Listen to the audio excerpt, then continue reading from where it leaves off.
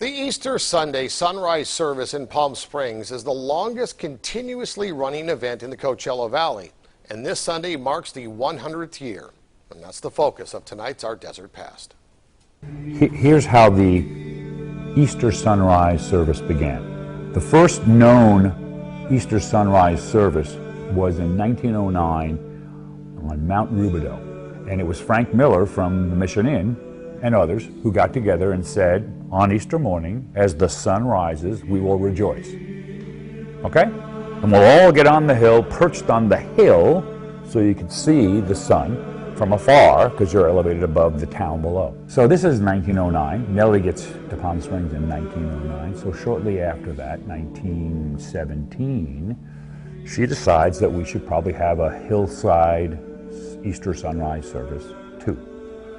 Now the back of her house, back of her property, was just a hillside. There was no O'Donnell house in 1917. There was just a hill. In fact, there was very little in 1917. So the group that lived here would get up on the hill, and they buried a big tall white cross, and people all would surround it, and they would sing and rejoice at the opening of Easter Sunday.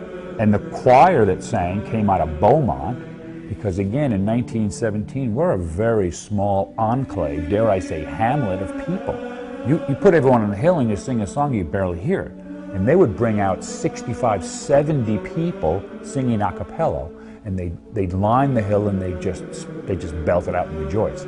Traditionally, the way they'd start it out is the sun would come up, they would start blowing trumpets to announce, to celebrate the arrival of the day and the resurrection.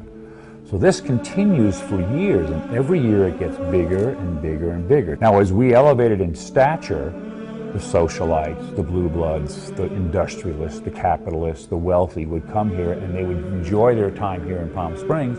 And when they were here, they would stay so they could see the Easter sunrise service. It starts on Easter Sunday this year for the 100th celebration. And this year, Messianic Jews are going to come out with the shofar, and they're going to blow the big horns as opposed to the trumpets, and it's going to have choirs and songs and celebrations.